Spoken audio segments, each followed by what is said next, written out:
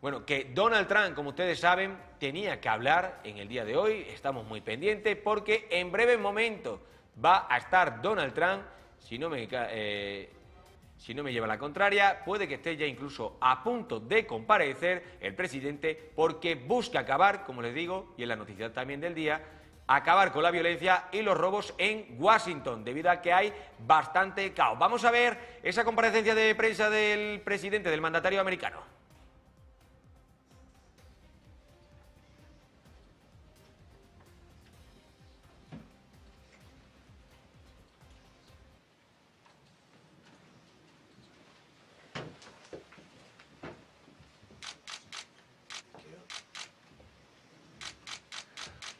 Wow.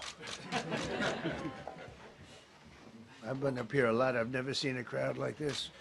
I think we need a ballroom, and that's happening. It's going to be a beautiful ballroom. This is really a lot of people, most I've ever seen in this room. And we're here for a very serious purpose, very serious purpose. Something's out of control, but we're going to put it in control very quickly like we did on the southern border.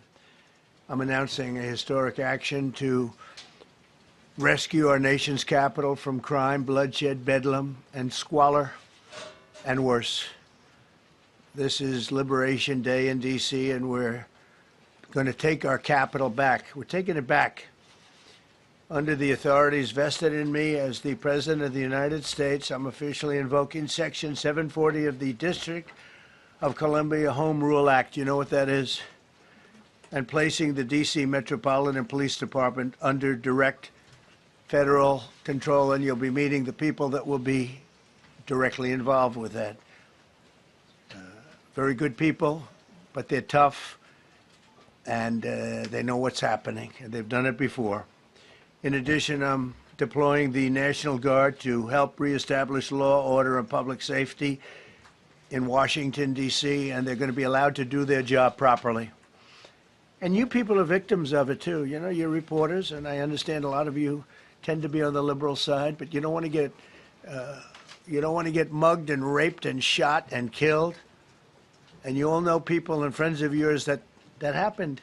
And so you can be anything you want, but you want to have safety in the streets. You want to be able to leave your apartment or your house where you live and feel safe and go into a store to buy a newspaper or buy something. And you don't have that now. The murder rate in Washington today is higher than that of Bogota, Colombia, Mexico City, some of the places that you hear about as being the worst places on earth, much higher. This is much higher. The number of car thefts has doubled over the past 5 years, and the number of carjackings has more than tripled. Murders in 2023 reached the highest rate probably ever. They say 25 years, but they don't know what that means because it just goes back 25 years. Can't be worse. Our capital city has been overtaken by violent gangs and bloodthirsty criminals, roving mobs of wild youth, drugged-out maniacs and homeless people. And we're not going to let it happen anymore. We're not going to take it. Just like we did on our southern border. Nobody comes through our southern border anymore. 3 months in a row, we had zero. I don't know if that's right, but the people that do the work, it's a very liberal group of people, actually, and they actually said zero for the last 3 months. Nobody thought a thing like that was possible.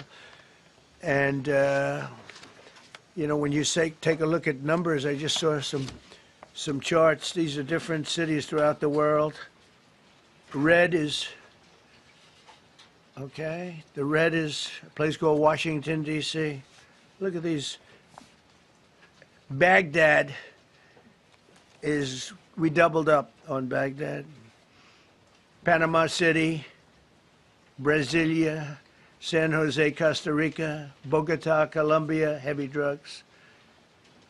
Mexico City, I mentioned, Lima, Peru, all double and triple what they are. So do you want to live in places like that? I don't think so. I don't think so. And I think the people in this room, if you wrote correctly, you'd see, look at the kind of numbers we have. D.C., 41 per 100,000, number one that we can find anywhere in the world. Other cities are pretty bad, but they're not as bad as that. that where you want to live? The reporters of the world? Juvenile offenders and crimes against persons, as they say. It's getting worse. Not getting better, it's getting worse. And we had a recent indication. There was a story about a man who was just left. He quit because he was asked to do phony numbers on crime.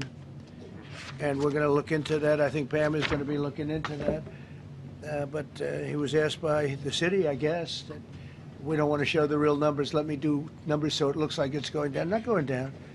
And under Biden, it was a disaster. And nobody did anything about it. We're going to do things about it like you wouldn't believe. Every American has a constitutional right to be able to access and petition their government in safety, and countless federal officials and employees likewise have the right to carry out their jobs in peace without being shot. As you know, I lost a very good person a while ago, was shot waiting for his wife. He was in the car. They robbed his car. They shot him. They killed him like it was nothing to it. She was walking to the car. It's a horror show.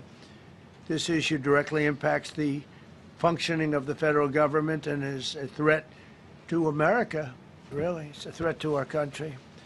We have other cities also that are bad, very bad. You look at Chicago, how bad it is. You look at Los Angeles, how bad it is. We have other cities that are very bad. New York has a problem. And then you have, of course, Baltimore and Oakland. We don't even mention that anymore. They're so far gone. We're not going to let it happen. We're not going to lose our cities over this. And this will go further. We're starting very strongly with D.C., and we're going to clean it up real quick, very quickly, as they say.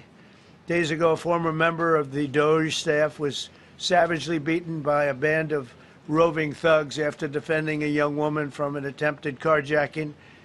He was left dripping in blood. He thought he was dead, with a broken nose and concussion. Can't believe that he's alive. He can't believe it. In June, a 21-year-old congressional intern was tragically killed after being hit by a stray bullet in a drive-by shooting.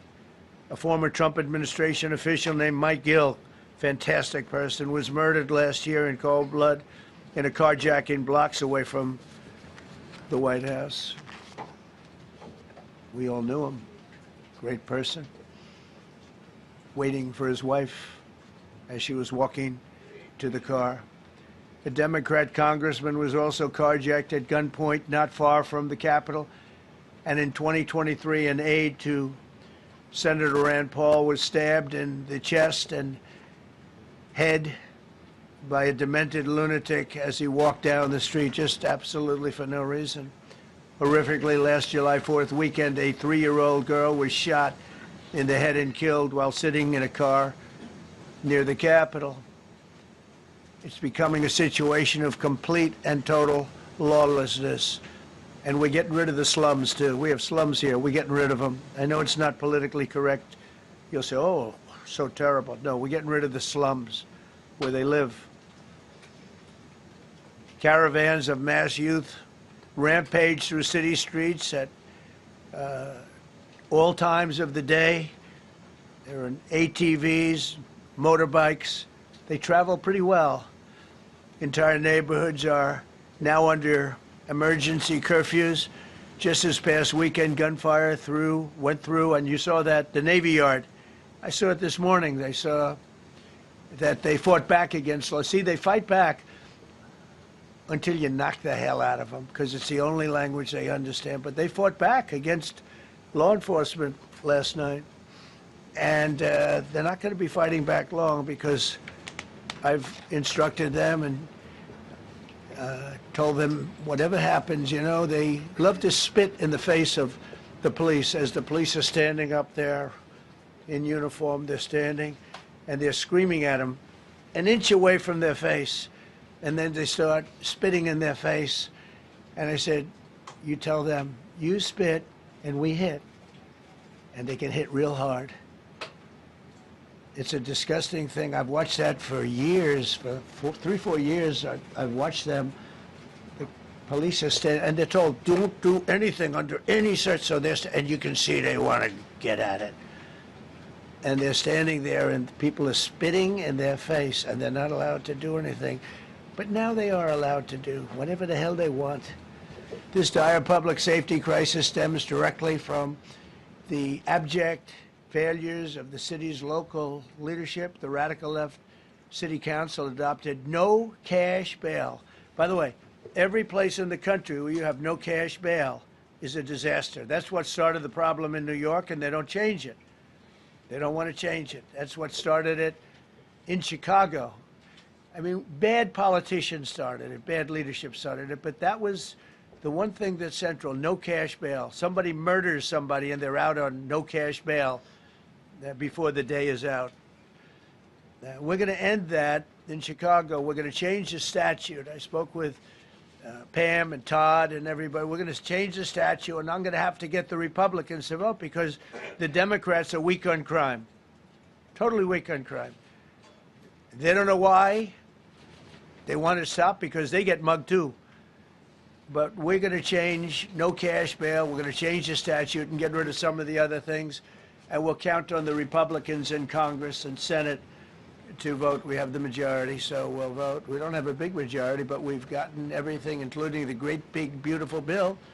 Got that done, and that's one of the greatest things that's ever happened to people in this country. They're starting to figure it out, how good it is. Biggest tax cut in history. So many things.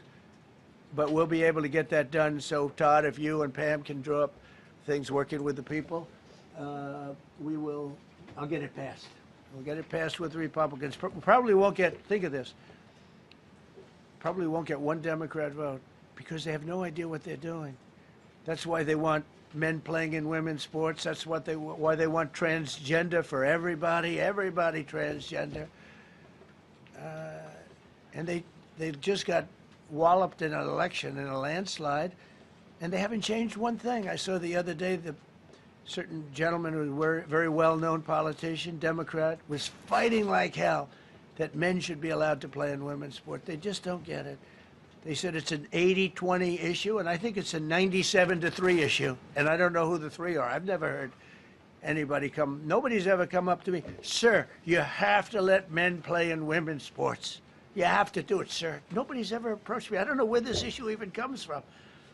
Never seen anything like it. But they turned our nation's capital into a sanctuary jurisdiction. That's the other thing. We have to get rid of sanctuary cities as quickly as possible. We're going to do it, too. We have to. Because it's sanctuary for criminals. Releasing illegal alien gang members onto the streets in 2022, nearly 70% of criminals arrested in Washington went unprosecuted. That's not going to happen with the group we have standing aside and standing behind me. And at the Metropolitan Police Department, it's now reached a small number relatively compared to what it was, but it's thousands of people. You know, we have thousands of police. I was told today, sir, they want more police. I heard a number, 3,500 police. That's a lot of police. 3,500. I thought they were going to say, we only have 30 policemen or women. He said, we have 3,500. We need more. You don't need more. That's so many. I never heard. That's like an army. How could you need more than 3,000? It just happened 2 minutes ago. Sir, they've requested more police. Oh, what do they have? About 3,500. I said, 3,500? This is not a big area. It's ridiculous. What you need is rules and regulations, and you need the right people to implement them. And we have the right people here, that I can tell you. Look at the border.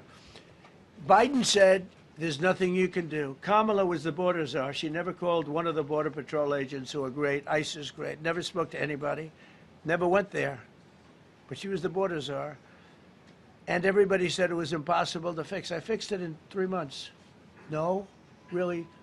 I fixed it the first week, but really fixed it over the last couple of months. And I mean, literally to a point where, as I said, 0 illegals entering our country in the last 90 days. Pretty amazing. It's time for dramatic action. We're going to do the same thing over here. It's going to be a very safe city very soon. We're not looking to take years, because a lot of people die in years. And we've got incredible people in this country, except we have to allow them to do their job. And that we will deliver like nobody's ever delivered before. I actually think it's easy. You know, if you're competent, it's easy. If you're incompetent, it's impossible. But I'm very competent. Last week, my administration surged 500 federal agents into the district, including from the FBI, ATF, DEA, Park Police, the U.S. Marshal Service, the Secret Service, and the Department of Homeland Security. You know, a lot of nations, they don't have anything like that. They got some police, and they're rough police. They don't have DEA, ATF, FBI, Park Police, the U.S. Marshal Service, Secret Service, Department of Homeland Security. They got some police, but they're rough police, and they do their job. They don't have crime. We're not going to have crime either. They made dozens of arrests, and that's what starts to happen. Again, cashless bail. Watch what we do with that. Today, we're formally declaring a public safety emergency. This is an emergency. This is a tragic emergency. And it's embarrassing for me to be up here. You know, I'm going to see Putin. I'm going to Russia on Friday. I don't like being up here talking about how unsafe and how dirty and disgusting this once beautiful capital was, with graffiti all over the walls. It's another part of it, by the way, because we're talking about safety, but we're also talking about beautification. We have the most beautiful, potentially, capital in the world. We always had. But people come from Iowa, they come from Indiana, they come and then they get mugged. Not going to happen. Keep coming, because by the time you get your trip set, it's going to be safe again, and it's going to be clean very quickly.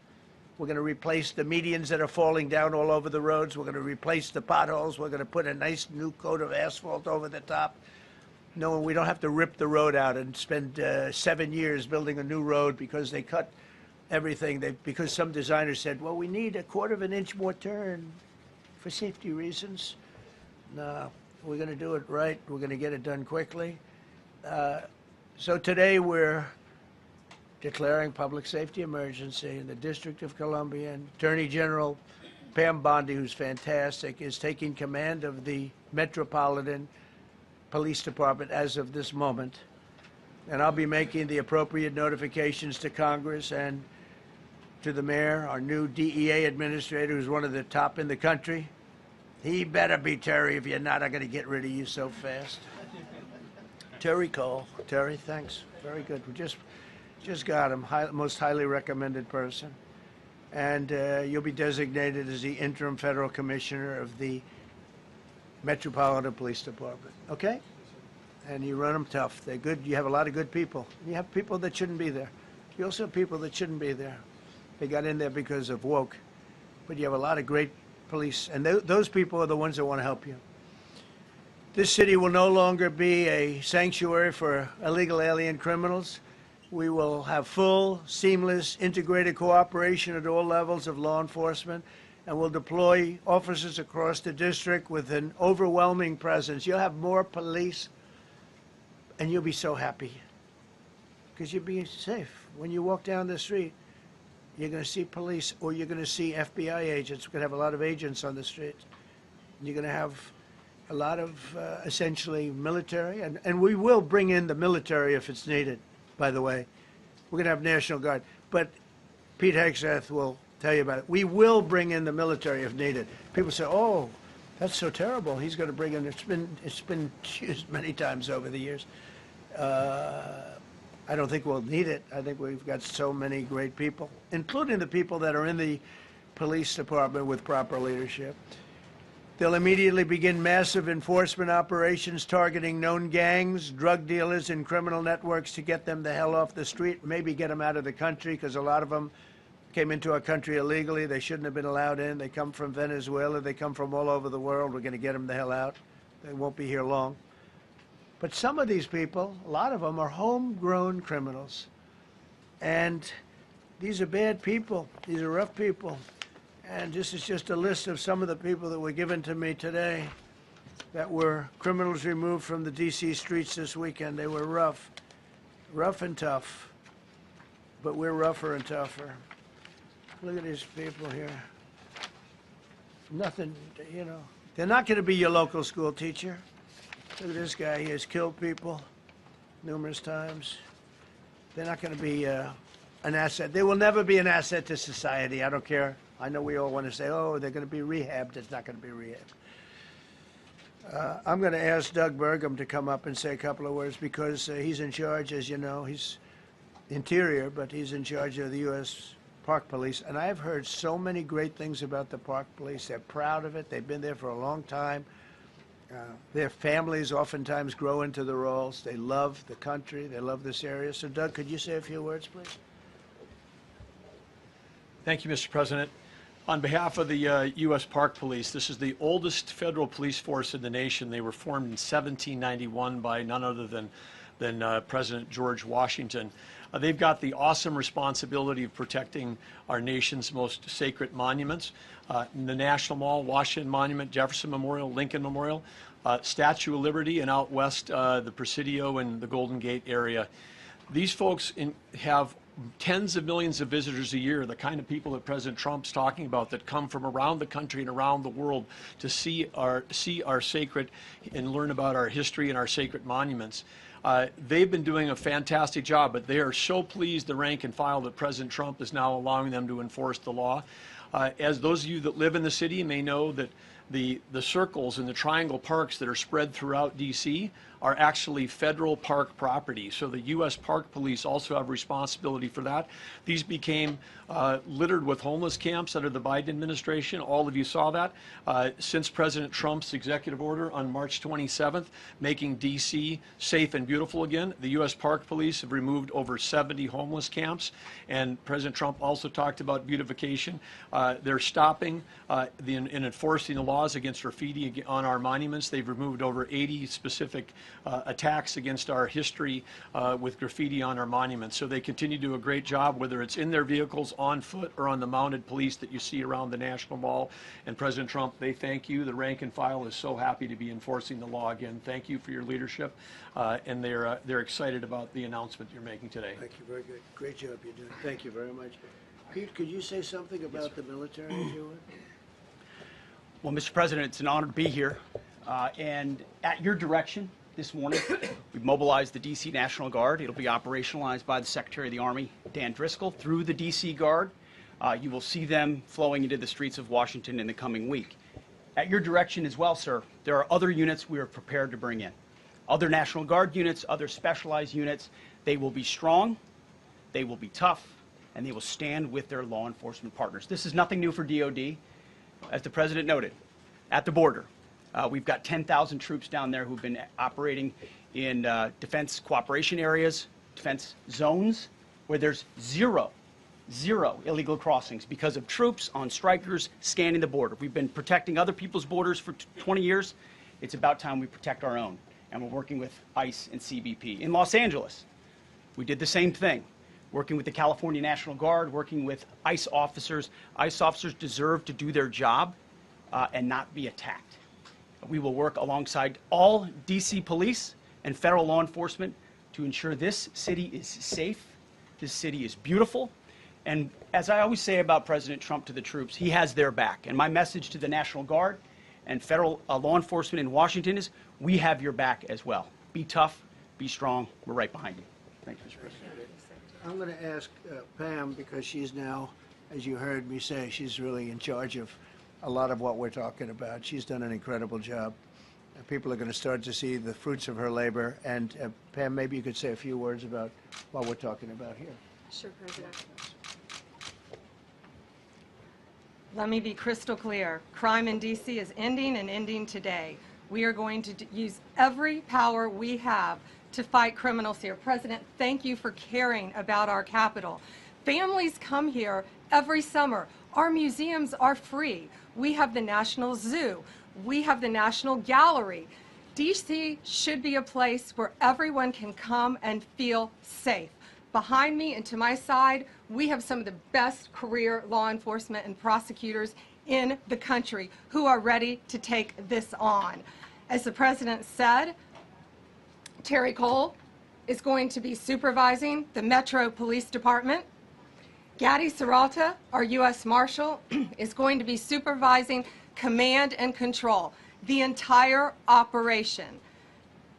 Our Deputy Attorney General, Todd Blanche, and I will be working with them closely, along with our great FBI Director, Kash Patel. Kash is going to talk to you in a minute about what we did in Virginia recently with Governor Youngkin. Many of you covered that, and it was tremendously successful. Not only that, our secret weapon here in D.C. is U.S. Attorney Jeanine Pirro, one of the toughest prosecutors and a former judge, and she is going to be talking about juvenile crime, how it's out of control here, and what she's going to do to fight back.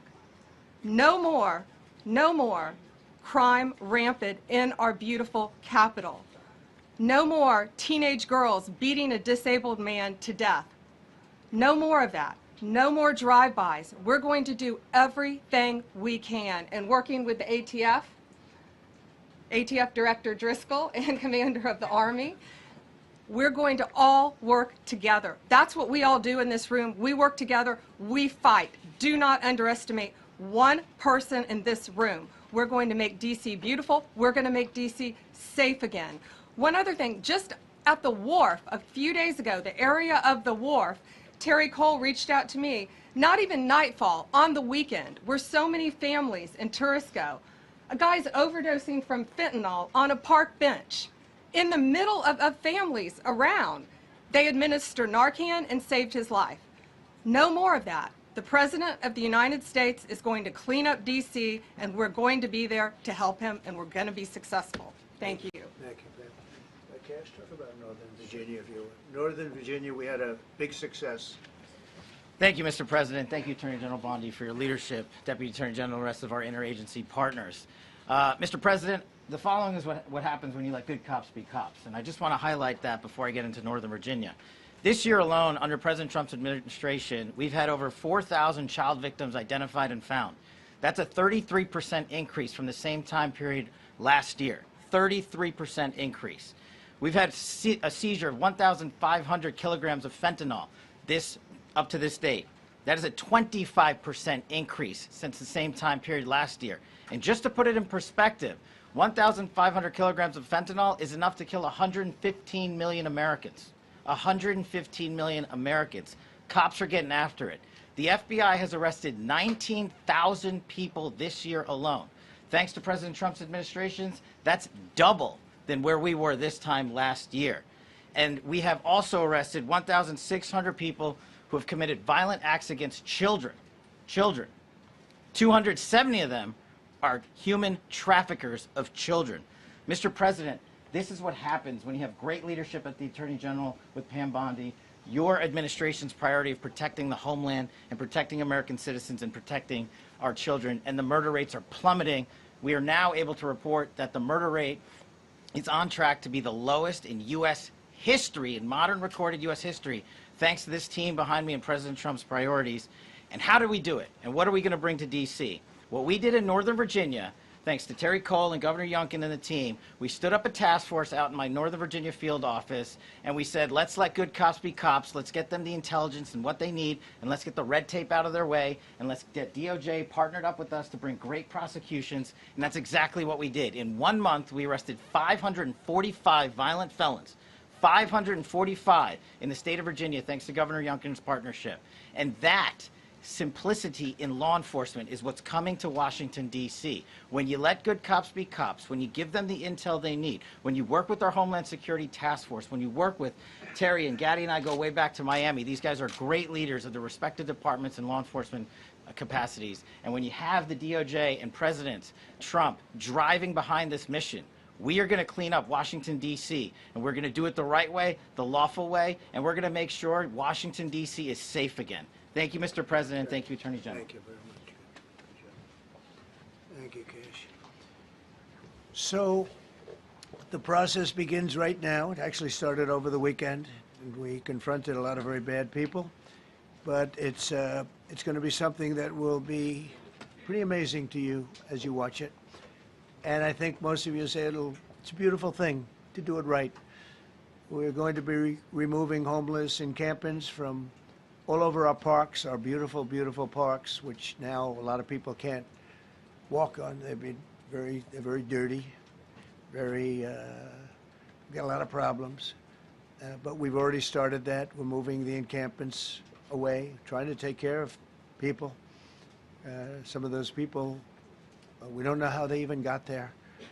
Some of those people are from different countries, different parts of the world. Nobody knows who they are. They have no idea, but they're there.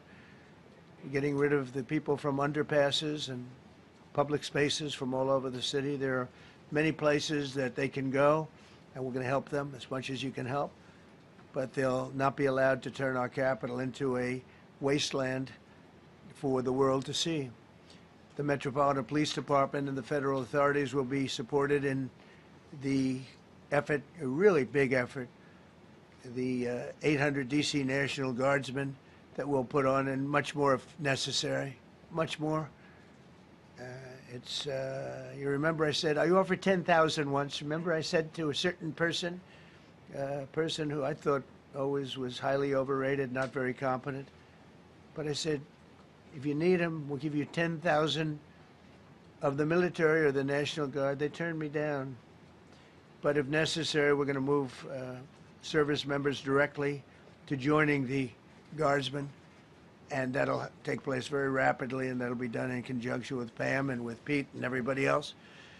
Washington, D.C. should be one of the safest, cleanest, and most beautiful cities anywhere in the world. And we're going to make it that. We're going to make it safe. We're going to make it smart. We're going to make it beautiful, so beautiful. Some of the buildings, we're going to add to it. You see what we've done at the White House. White House is a whole different building. I do that in my part-time because it's a natural instinct as a real estate person. I was very good at that, and I was very good at fixing things up. I like fixing things up. You see what's happening. The marble floors are being reinstalled, renovated, fixed. The whole place is becoming very beautiful. We're going to be adding a magnificent ballroom, most beautiful ballroom, I think, anywhere. We need it. I would have certainly loved to have had it today. I think we would have filled it up. A lot of you are standing outside, can't get in this room. I have never seen the room like this, which tells me that you want to talk about, I mean, this was a D.C. news conference. It tells me that you want to talk about crime in D.C. and beautification of D.C., but I'm going to put that, that's easy. And I think, frankly, fixing the crime with the pros, fixing the crime is easy, too. A person who I've known for a long time, and she's been incredible. She was a fantastic, one of the best ever district attorneys in New York. She was in Westchester, and she became a judge, very successful judge. And then she went into show business because she was such a good DA and such a good judge, tough judge, but fair, always fair. Nobody ever complained about that, but she was tough. And because of that and her reputation, she went into show business. So a lot of people don't, you know, they think of Janine as show business. Actually, show business was not her thing. It was, and she did great. She was on, along with a couple of other of my friends, on the #1 show. And she did great, but this is what she loves doing. This is really her baby. What she's going to do is going to be incredible. And I'd like to speak for just a few seconds on what she has in mind, what she wants to do. We're going to be appointing some judges. You know, we have some open spots, and we're going to take people, because the judges are letting killers out. They're just saying, go, that's okay, don't worry about it. So we're putting some, Pam recommended, Todd recommended, some judges that are great. Janine recommended. Janine's given me 3 great candidates already. We have about 10 open spots, and we can probably create some more. We need them. Janine, would you say a few words, please? Thank you very much, Mr. President, and thank you, Madam Attorney General, and to all my partners here. We all want the same thing. We all want a safe city. We want a safe capital. We want to be able to bring our families here. We want to be able to come and enjoy the history that makes this place great. And unfortunately, we are not in that position right now. And Mr. President, I want to thank you for taking the step that we need right now to make criminals understand that they are not going to get away with it anymore. And I'm not going to stand here and go over and over the cases. But what I can tell you is this. I see too much violent crime being committed by young punks who think that they can get together in gangs and crews and beat the hell out of you or anyone else. They don't care where they are. They can be in DuPont Circle, but they know that we can't touch them. Why? Because the laws are weak. I can't touch you if you're 14, 15, 16, 17 years old and you have a gun. I convict someone of shooting another person with an illegal gun on a public bus in the chest, intent to kill. I convict him. And you know what the judge gives him? Probation. Says you should go to college. We need to go after the DC Council and their absurd laws. We need to get rid of this concept of, no cash bail. We need to recognize that the people who matter are the law-abiding citizens, and it starts today. But it's not going to end today, because the president is going to do everything we need to do to make sure that these emboldened criminals understand we see you, we're watching you, and we're going to change the law to catch you. And my final note is this. These kids understand that the jurisdiction is through the State Attorney General, Brian Schwab. I did a poster of the young man from Doge who was beaten bloody with a severe concussion, a broken nose. And then I did a poster of what happens to those kids, because I can't arrest them, I can't prosecute them. They go to family court, and they get to do yoga and arts and crafts. Enough.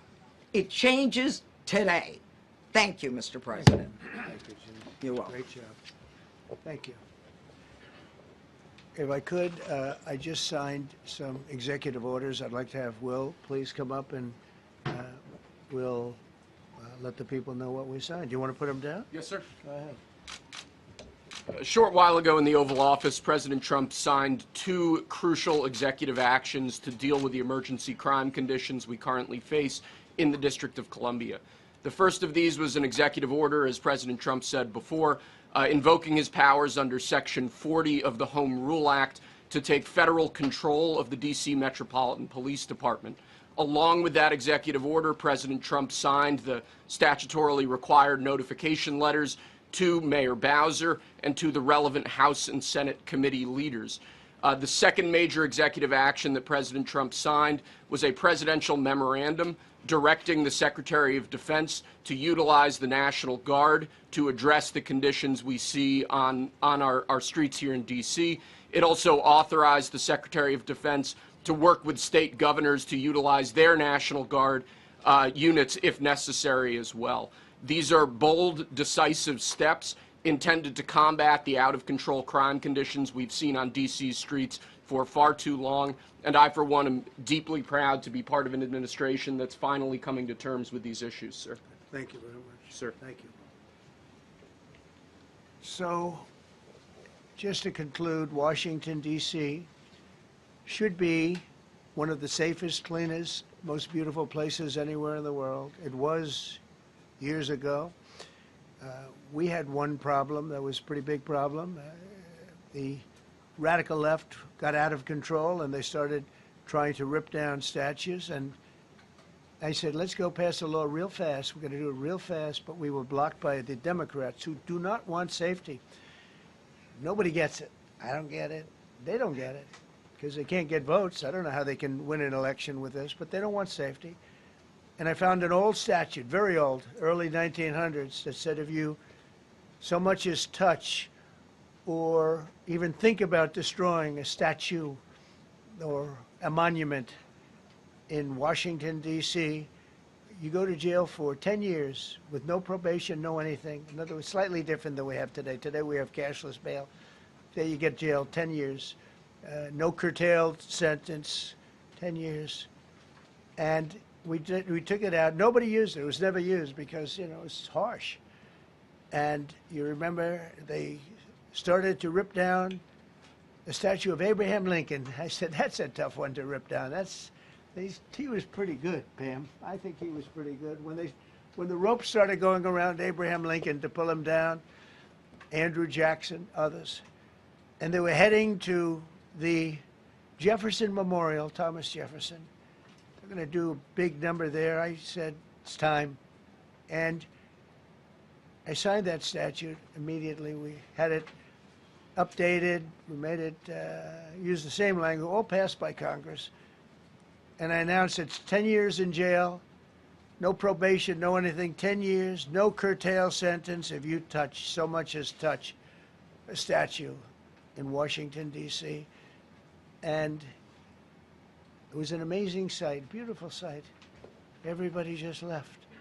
The ropes were hanging around Andrew Jackson, and there were 2 ropes around Abraham Lincoln. They left the rope, but everybody just left. And that was the last problem we ever had. You know, that was the last problem that we ever had with the statues. They were going wild, and somebody came to me and said, "Sir, in 1910, I don't want to give you an exact because you'll say, Donald Trump gave us wrong dates around like early on. You know, if I'm slightly off, they make you sound a little bad. So I won't put myself in that position. I won't put you in that position because I think everybody agrees with what we're doing today. But when I signed that thing, it was like a miracle. Everybody left. They were gone. They were starting to march down. They started the march toward Thomas Jefferson. And I figured he was always going to be safe. But they found something with him, and they found something with Abraham Lincoln. And even in the name George Washington in California, numerous places changed the name of George Washington High School and various other places. They took George Washington's name. This was a sick, woke culture that I think we've largely ended. And a lot of those people that were woke are now turning out to be the opposite. I won't go so far as to say MAGA. It's a very special category. But they've gotten out of that. But we have people that love this country, and they love this really beautiful capital. It is. I flew over it the other day, and I said, what a beautiful place. But if there's crime all over the streets, when you get there, it doesn't look so beautiful. But we're going to make it beautiful again. We're going to fix it with crime, and we're going to also, as we're doing that, we're going to start doing things that we know how to do, that I know how to do better than anybody, I guess, because of my experience from previous life. But not only are we stopping the crime, we're going to clean up the trash and the graffiti and the grime and the dirt and the broken marble panels and all of the things they've done to hurt this city. And we're going to restore the city back to the gleaming capital that everybody wants it to be. It's going to be something very special. All of these people are really tough. Could I shake your hand, Gaddy, please? You're going to be so important here. You're going to be that guy. I hope I don't have to fire him in 2 weeks because he's too soft. I don't think he's too soft. If I do, I will, though. Is it okay? If you're soft, weak, and pathetic, like so many people, I will fire you so fast. You're not going to have to worry about that. No, I think you're going to do a fantastic job. And everybody in this room, they may not express it, but they all want that to happen. You know, they want to be safe, and they have families too. So it's an honor to have such a large group. I've done this for years now, hard to believe. I've never seen this room so packed. In fact, I'm sure it's a violation of every fire code. But we'll let you stay anyway. You're taking a chance. And with that, we'll say, maybe if you could, oh, wow. We could be here all day long. If we could keep the first questions, perhaps, to this subject, and then we'll go on to a few others. Please. Mr. President, thank you so much. Can you talk about how personal of an issue this is? You talked about flying over the Washington Monument and seeing the pride of what D.C. is, and do you believe that the status of the city, the cleanliness, the way that crime is low, is a direct reflection on how the country is run? Yeah, I do. I think the Capitol, look, everyone comes here. They're all coming. All the leaders, they're all wanting to come. And I say it, I've said it again, but I'm really just quoting other leaders from NATO, from the Middle East, King of Saudi Arabia, Qatar, UAE. I was over there. We brought back $5.1 trillion of investment into our country. But a month and a half ago, I was at NATO. We had a great thing. They agreed to put up 5% instead of 2%. 2% they didn't pay, 5% is already paid. We had a great meeting, and they all said the same thing. They said our country was dead. They thought our country was gone. 1 year ago, they said your country was dead. And now you have the hottest country anywhere in the world. We do. We have the hottest country in the world right now. The tariffs have helped. It's given us not only the money, it's billions, trillions of dollars of money, but it gives us great power over enemies. We solved 5 wars with Pakistan and India. We just solved one. Azerbaijan and, as you know, and Armenia. A war was raging for 37 years. And the 2 leaders got up and they said, we never thought this would be solved. Russia tried to solve it. They all tried to solve it. It was a very tough situation, but we got it done and got it done. And I said to the 2 men, I said, are you guys friends? And they had a hard time. You know, they've been killing each other for 37 years, right? One was there 5 years, one was there for 22 years. He said, my whole life I've been fighting this war, and you got it solved. But we did many of those. We did in the Congo and Rwanda. That's been going on for 30 years. 8 to 9 million people killed that they know of, but it was raging, and we got that solved. We got a lot of them done. It's a great honor. But you want to have, when they come, the leaders come to our country to sign documents that the war is over or whatever, or for other reasons. They come for trade. And you want them to come through so beautifully. You ride down those roads, everything should be perfect.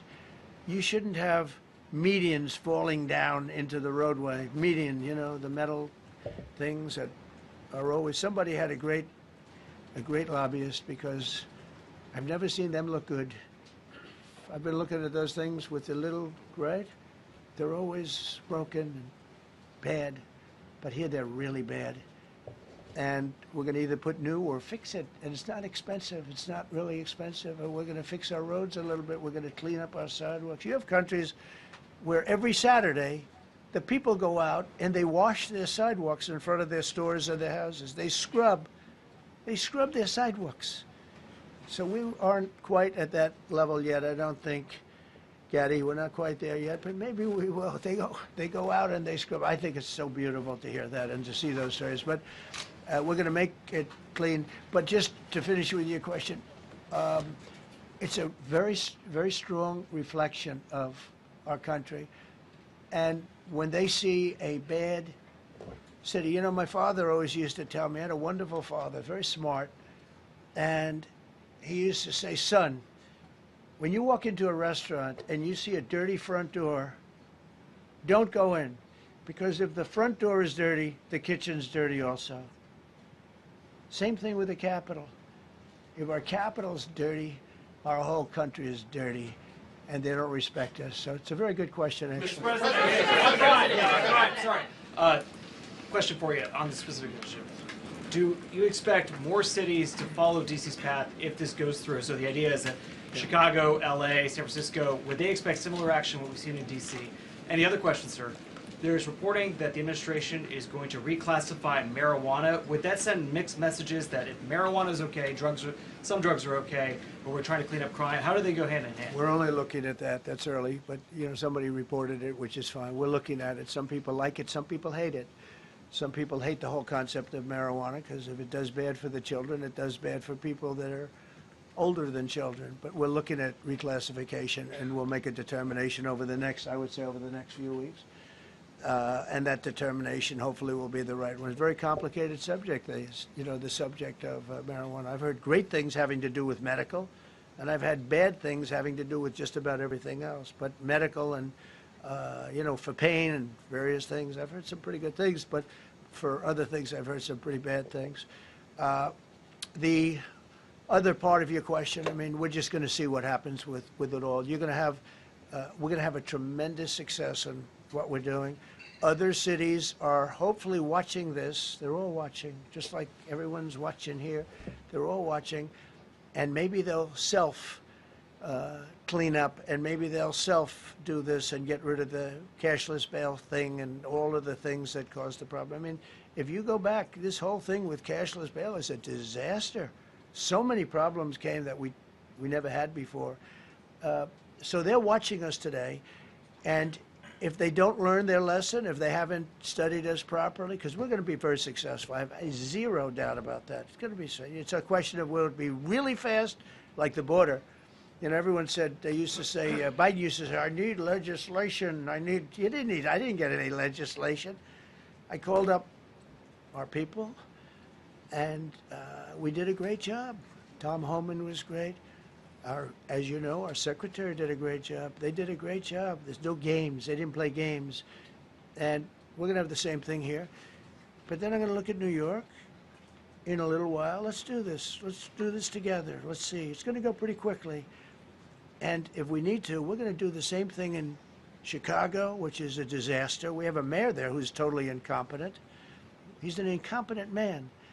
And we have an incompetent governor there. Pritzker's an incompetent. His family threw him out of the business, and he ran for governor. And now I understand he wants to be president. But I noticed he lost a little weight, so maybe he has a chance. You know, you never know what happens. But Pritzker's a gross incompetent guy, thrown out of the family business. But when I look at Chicago and I look at L.A., if we didn't go to L.A. 3 months ago, L.A. would be burning like the part that didn't burn. If he would have allowed the water to come down, which I told him about in my first term, I said, you're going to have problems. Let it come down. We actually sent in our military to have the water come down into L.A. They still didn't want it to come down after the fires. But that was it. We have it coming down. But hopefully L.A. is watching. That mayor also. The city's burning. They lost like 25,000 homes. I went there the day after the fire. You were there. And I saw people standing in front of a burned down home. It was, their homes were incinerated. They weren't like, even the steel was literally, it was all warped and literally disintegrated because of the winds and the flame and the whole thing. It was like a blowtorch. They were standing on this beautiful day, maybe a couple of days after. We gave it a little time because what they had suffered. Almost 25,000 homes. And you see what's happening now. They didn't give their permits. I went to a town hall meeting. I said, we're going to get you the federal permits, which are much harder. Almost immediately, Lee Zeldin is a star. He did an incredible job. They have all their federal permits. They don't have their city permits. And the mayor said to me, we think we could have them in 2 years. I was walking down the street, and I met with firemen and police. And I was saying hello to many people that were standing in front of their homes with yellow tape. You can't go in. You can't go onto the lot. And those people wanted to start rebuilding their homes then and there.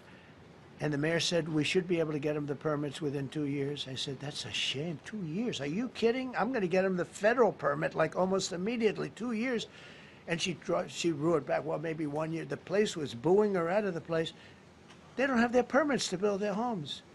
And now they're talking about putting, this is among the most beautiful areas was in the country. Now they're talking about putting low-income housing there. Can you believe this? I love low-income housing. I made money with low-income housing. I built low-income housing. I know more about low-income housing and luxury housing. I know about everything real estate. They want to replace some of those homes with low-income housing. They haven't gotten their permits yet. We've gotten all the federal permits, which are much tougher to get, and it was done almost immediately through Lee Zeldin and Federal Environmental. And I watched the other day, those people are angry. And now, you know, they had tremendous, they loved that area. They loved the whole big area, different places, but they loved it. It was all luxury stuff and beautiful stuff. And some wasn't that luxury, but the level of love for that neighborhood, their neighborhoods, was incredible. And you know what? I watched people on television, they want to go, they want to leave. They've lost their spirit, they've lost their heart, because the mayor's incompetent. And Gavin Newsom is incompetent. He's got a good line of bullshit, but that's about it. He's incompetent. And you have Los Angeles is, you know, it's amazing. You know, I called, the first thing I did, I got the Olympics to go there. I was the one that got it. And by a rare thing that happened, I'll be the president. I was very upset because I got the Olympics there, and I said I won't be president when it comes. But bad things happened, and illegal things happened, really illegal things happened.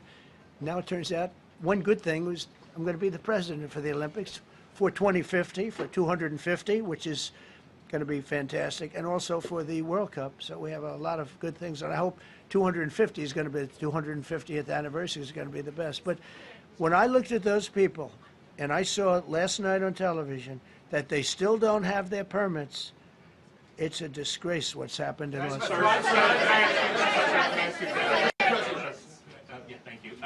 The China tariff deadline is tonight. Do you plan to extend that? We'll see what happens. China's been, we've been dealing very nicely with China, as you probably have heard. They have tremendous tariffs that they're paying to the United States of America. And we'll see what happens. They've been dealing quite nicely. The relationship is very good with President Xi and myself. President, you mentioned your upcoming meeting with President Putin. Can you tell us what you hope to get out of that and whether you consider inviting President Zelensky to join? So you have to understand, this is a war that should have never happened. This is a war that wouldn't have happened if I were president. It would have never happened. It was the apple of his eye. I got along very well with President Putin. But if you look, under President Bush, they took a lot of territory. Under President Obama, they took a lot of territory. Under Biden, they essentially took the whole thing. You know, it's just a question of time. Under Trump, you know what they took? Nothing, nothing. I was the one that said, you can't build your pipeline. That was half built. I came in, I stopped the pipeline. It's called Nord Stream 2. Nobody knows that, you know. Nobody ever heard of Nord Stream 2. You might have not even heard it. Biggest pipeline in the world. I stopped it. I was not a friend of Russia, but I got along well with Putin. It's always good to get along with other countries if possible, but that doesn't mean you roll over like Biden did. Biden came in and he immediately approved the pipeline. I couldn't believe it. Then they say Trump wasn't tough on Russia. I wasn't tough. I was the toughest. Putin said, if you're not tough, I would hate like hell to see you. I stopped the biggest economic development job, the biggest job that Russia had ever built. I stopped it. It was dead. And this low IQ president came in and he let them build the pipeline and supply oil and gas all over Europe, you know. So this is really a feel-out meeting a little bit. And President Putin invited me to get involved. He wants to get involved. I believe he wants to get it over with. Now, I've said that a few times, and I've been disappointed because I'd have like a great call with him, and then missiles would be lobbed into Kiev or some other place, and you'd have 60 people laying on a road dying. I said, that's cold, that's cold. But it's a violent war. 5,000 to 7,000 people a week are dying. And you know, there's nobody from here. They're all Russian and Ukrainian people, and some people from the cities, much smaller number, but still, those missiles do damage and they kill a lot of people, but mostly soldiers. And they're young soldiers, although in the case of Ukraine, they're getting much older. They're drafting 60-year-olds now. It's a terrible thing to witness, and I think I have an obligation. Look, this is Joe Biden's war. This is not my war. I made a deal with NATO a month ago. You covered it very accurately, actually. We don't pay anything anymore. You know, we're not paying anything. They are buying things from us, and NATO is paying us. I got it raised from 2% of GDP to 5%. And they're paying us for everything that we send. We're not paying. But Biden approved $350 billion. Europe has spent $100 billion. The money that's been spent and the death is incredible. It's the worst thing that's happened, by far the worst that's happened since World War II. So I'm going in to speak to Vladimir Putin, and I'm going to be telling him, you got to end this war, you got to end it. And he wasn't going to mess with me. This war would have never happened. You know, we had a discussion about it one time, and we never had that discussion again. Would have never happened.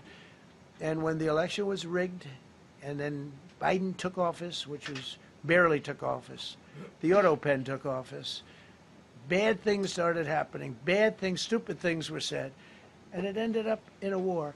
And you know, and I don't believe this will happen anymore because I have that pretty well covered. This could end up in a third world war. This could have been a third world war. I don't think that's going to happen now. But I thought it was very respectful that the president of Russia is coming to our country as opposed to us going to his country or even a third-party place. But I think we'll have constructive conversations. Then after that meeting, immediately, maybe as I'm flying out, maybe as I'm leaving the room, I'll be calling the European leaders who I get along with very well. And, you know, I have a great relationship, I think, with all of them. And I get along with Zelensky, but, you know, I disagree with what he's done. Very, very severely disagree. This is a war that should have never happened, wouldn't have happened. But I'll be speaking to Zelensky. The next meeting will be with Zelensky and Putin, or Zelensky and Putin and me. I'll be there if they need, but I want to have a meeting set up between the two leaders. I was a little bothered by the fact that Zelensky was saying, well, I have to get constitutional approval. I mean, he's got approval to go into war and kill everybody, but he needs approval to do a land swap, because there'll be some land swapping going on. I know that through Russia and through conversations with everybody, to the good, for the good of Ukraine. Good stuff, not bad stuff. Also, some bad stuff for both. So there's good and there's bad. But it's very complex because you have lines that are very uneven, and there'll be some swapping, there'll be some changes in land, and the word that they will use is, you know, they make changes. We're going to change the lines, the battle lines. Russia's occupied a big portion of Ukraine.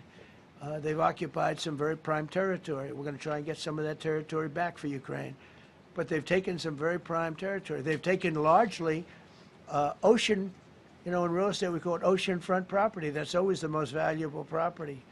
If you're in a lake, a river, or an ocean, it's always the best property. Well, Ukraine, a lot of people don't know that Ukraine was large. Bueno, pues Donald Trump, quien acaba de decir, como ustedes acaban de escuchar, que la próxima reunión, aparte de la que tenga el viernes con Putin, será con Putin, precisamente, y con Zelensky. Por lo tanto, Donald Trump que aboga porque las tres patas, Estados Unidos, Ucrania y también Rusia, es decir, Donald Trump, Putin y Zelensky, se reúnan próximamente después de una reunión, de esta primera reunión entre Donald Trump y Putin. Por lo tanto, aboga por otra nueva reunión, eso sí, con los tres mandatarios. Además, decía Donald Trump, como han podido ustedes escuchar, que va a intentar este viernes recuperar algo de territorio para Ucrania. Por lo tanto, una de las mayores preocupaciones que tenía Zelensky, primero, de que no iba a estar en esa reunión, que pedía una nueva reunión en la que estuvieran los tres, se va a dar. Y, en segundo lugar, otra cosa de las preocupaciones que tenían los países europeos y también Ucrania, que se recuperara el territorio perdido por Ucrania ante Rusia. Bueno, pues ahora Donald Trump confirma también esa idea de que va a intentar recuperar territorio ucraniano para Zelensky, para los ucranianos precisamente, ese territorio que ha sido conquistado por los rusos desde que comenzara el conflicto en febrero de 2022. Bueno, pues seguimos escuchando a Donald Trump en esa comparecencia hablando sobre Rusia, sobre Ucrania y sobre todo lo que viene diciéndole que Donald Trump ha desplegado a la Guardia Nacional en Washington para que vuelva el orden, para acabar con la violencia. Escuchen a Donald Trump. Go and see the parameters. Now, I may leave and say, good luck, and that'll be the end. I may say this is not going to be settled. I mean, there are those that believe that Putin wanted all of Ukraine. I happen to be one of them, by the way. I think if it weren't for me, he would not be even talking to anybody else right now. But I'm going to meet with him. We're going to see what the parameters are. I'm then going to call up President Zelensky and the European leaders right after the meeting, yeah. And I'm going to tell them what kind of a deal. I'm not going to make a deal. It's not up to me to make a deal. I think a deal should be made for both. I think Russia has to get back into building their country. It's a massive country. I think they have 11 time zones, if you can believe it. It's a massive, it's by far, from the standpoint of land, it's by far the largest. They have tremendous potential in Russia to do well. They're not doing well. Their economy is not doing well right now because it's been very well disturbed by this. It doesn't help when the President of the United States tells their largest or second largest oil buyer that we're putting a 50% tariff on you if you buy oil from Russia. That was a big blow. And then they say, gee, he wasn't so tough. Nobody else would have done that.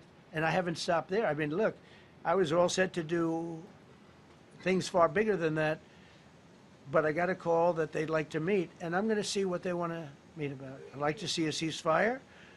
I'd like to see the best deal that could be made for both parties. You know, it takes two to tango, right? So ultimately, I'll have a meeting next week. I had a great relationship with him, considering the fact that, you know, I was not nice to him because of the pipeline. I ended the pipeline. I also gave the javelins. Do you ever hear of a javelin? Javelin is called a tank buster. They say that Obama gave them sheets and I gave them javelins. if it weren't for me, all those tanks that were destroyed at the first days of the war because the tanks got stuck in the mud, some commander made a better you know, they would have been in Kiev in 4 hours going down the highway.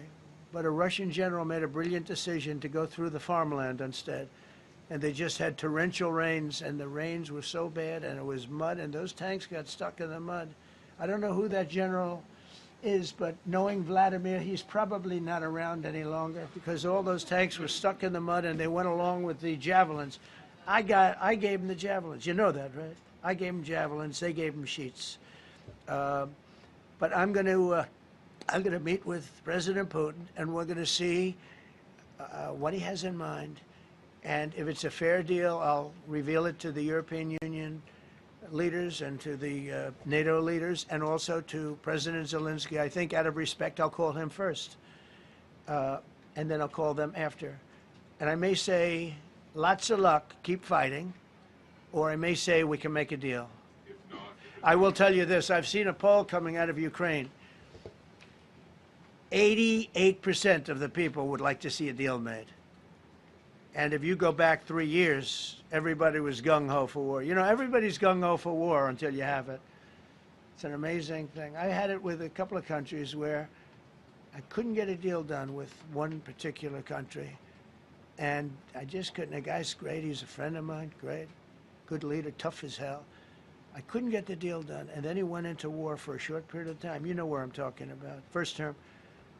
And it was nasty. Guys being killed all over the place. And he went through 1 week of war, and I was able to get the deal done. He said, this is nasty. Yes, please. Yeah, just to follow up on what you were saying there. First of all, Volodymyr Zelensky is not invited on Friday? He wasn't a part of it. I would say he could go, but he's gone to a lot of meetings. You know, he's been there for 3.5 years. Nothing happened. And what is the definition? I mean, do you want somebody that's been doing this for 3.5 years? What's the definition of a good deal? I'll tell you after I hear what the deal is. Because there could be many definitions. You know, you're talking about a very large and complex situation. Now, I tell you, the war that I just settled with Azerbaijan and with, as you know, and Armenia was almost as complex as this one, having to do with routes, trade. Meeting on Friday with Vladimir Putin? Well, we're going to have a meeting with Vladimir Putin, and at the end of that meeting, probably in the first 2 minutes, I'll know exactly whether or not a deal can be made. How will you know that? Because that's what I do. I make deals. Yeah, please, go ahead. Yeah, thank you, Mr. President. I'm going to ask you 2 questions, one about China, one about Russia, if I could. On China, your administration agreed to send the most advanced or advanced Nvidia and AMD chips. No, obsolete. No. Obsolete chip. Well, and then 15% of the profits. You mean the 20s? No. This is an old chip that China already has.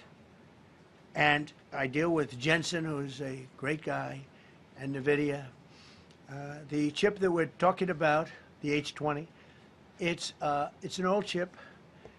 China already has it in a different form, different name, but they have it.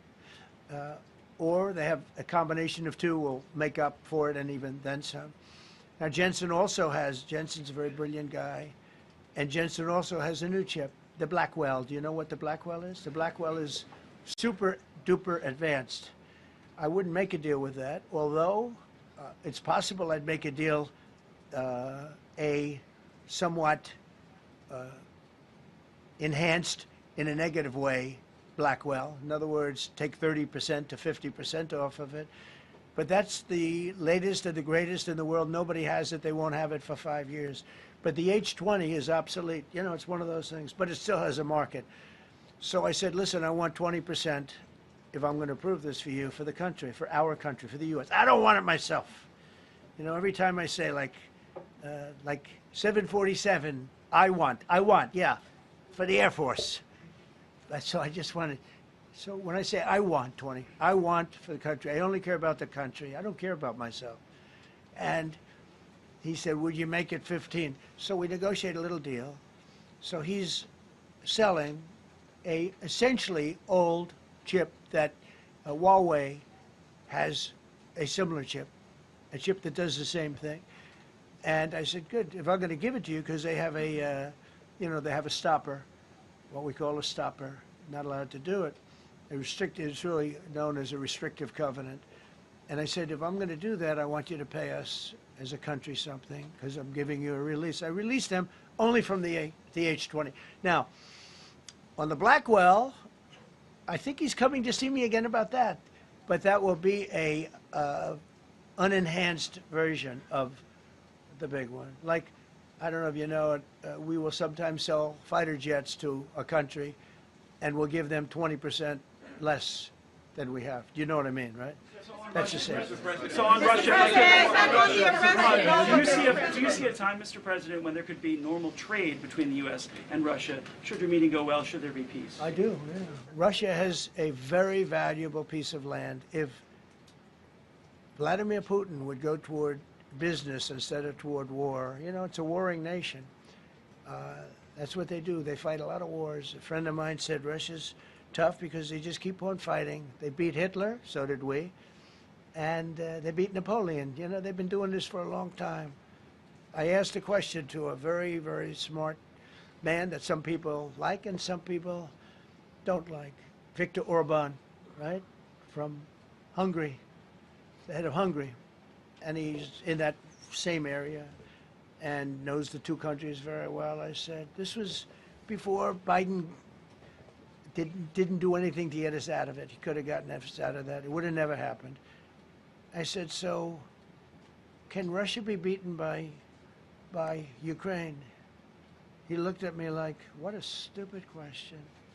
He said, Russia's a massive country, and they win their country, and they win their life through wars. They fight wars. That's what they do. He said, China beats you with trade. Russia beats you with war. That was a very interesting statement. China's not beating us with trade, not when I'm in charge. But they were beating Biden with trade, but they never beat us with trade. Don't forget, China had to pay $400 billion worth of tariffs when I was last time. That was last time. And if we didn't have COVID, all of this stuff we would be loaded. We're finding hundreds of billions of dollars of cash is pouring into our country now because of tariffs. And all we're doing is we're doing what they do to us. It's so beautiful to see it. They found last month, as you saw, $25 billion of excess cash flow. They say, where did it come from? I said, I'll tell you where it came from. It came from a place called tariffs, and we're doing very well. We're really doing well. But I expect to have a meeting with Putin that I think it'll be good, but it might be bad. And I'm here for one reason, to get rid of a war that somebody else started. Should have never happened. And if I could end it, great. Complex war, a lot of bad blood, But Zelensky's been there for 3.5 years. So if you put him in a room, now I will say this, ultimately I'm going to put the two of them in a room. I'll be there or won't be there. And I think it'll get solved. Yeah, please be happy. Thank you, Mr. President. Excuse me, I'm going to suggest, because do you have any other questions on DC? Because I don't want them to be. Wait. These are incredible people. I don't want them to be standing up here on subjects. Does anybody have a question of them? And then you guys can leave. Okay, a question, Brian, go ahead. Thank you, Mr. President. All right. And by the way, this is only on DC, and then they're going to leave because it's unfair to have them stand up here all day long. Brian. I've got two questions for you. First, about DC. This is personal for me as well. Last year, I was robbed on the streets by one of these teenage thugs. Had a gun, got away with it. Let's talk about the effort that between law enforcement, prosecutors, and judges, because it's a recycling belt. Like, these kids go, they don't fear the police. They know it. If you talk about how we've got to get these judges and put these kids behind bars, right. Adult crimes deserve adult penalties. And my second question, I'll after you answer that, please. You want me to answer it? Whoever wants to take it. Okay. It's real. Do you want me to answer it? Go ahead. Here's the problem. assuming that they're 17 years, older than 17 years old, I can get the case. If they're under 18 years of age, I can only get the case if it's murder, rob one, rape, or even if they shoot a gun but don't kill you, I can't get it. So the law has to be changed. As the president said, cashless bail. That has to be changed. All right, then, even assuming I get the case, I get jurisdiction, I get a conviction, the D.C. Council has given the judges the ability to give probation on shootings. And so then it's up to them. All of these things, the Youth Rehabilitation Incarceration Reduction Act, and now they want to seal records. So if we work hard, we get a conviction, they want to wipe it out. So that needs all to be changed. Okay, Mr. Question. Pam, would you answer that also? Yeah, and just back to that topic, let's be clear though, we're going to charge them and we're going to track every single thing they do throughout every step of the court process and report back to you and let all of you know what's happening to them, because the people who are prosecuting them, the judges who are trying them, they also need to be held accountable. Mr. President, you also made the comment. This is the most people we've ever seen in this briefing. I've never seen ever, right? I've never seen any. Where's Caroline? Where's my superstar? Caroline. Is Caroline in the back? Where's Caroline? Come here, Caroline. Come here, Caroline. Come here. Is she doing a good job, by the way? Come here, Caroline.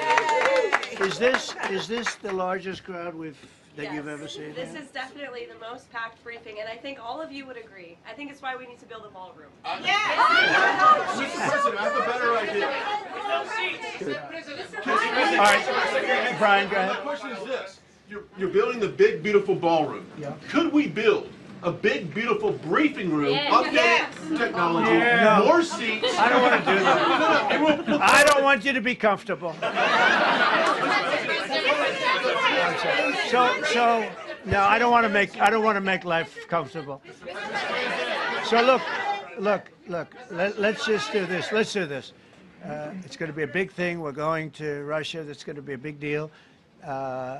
What happens, happens. I'll let you know what happens. You'll be the first to know.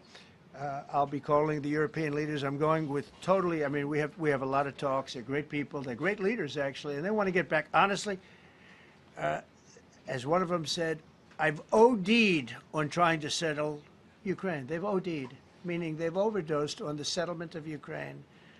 Not a nice expression, but boy, is it accurate. They're tired of it. They want to get back to spending money on their countries. You know, Biden gave them $350 billion.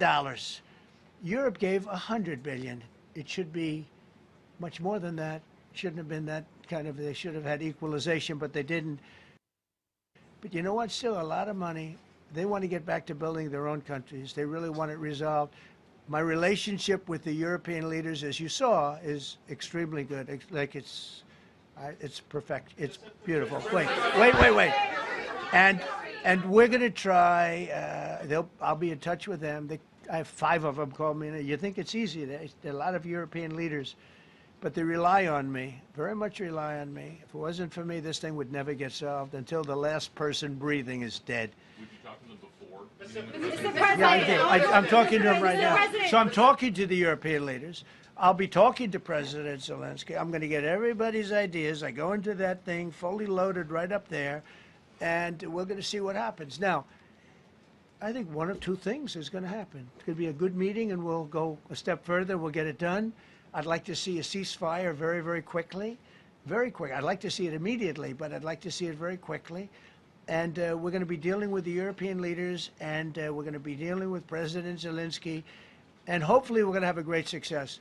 As far as this, what we did today, and I think you were here for D.C. more so than even Russia, because Russia will be, you know, we have a couple of days to go. But the Russia is going to be very interesting. But to me, what is very exciting, and we're going to take back our capital. We're going to make it beautiful again, but we're going to make it, more importantly, safe again. It's going to be so safe. It's going to be a model. And then we'll look at other cities also. But other cities are studying what we're doing. And you have some capable people in other cities. They can do it too. But we have a great group of professionals. We're going to have a safe, beautiful capital, and it's going to happen very quickly. Thank you all. Thank you all very much.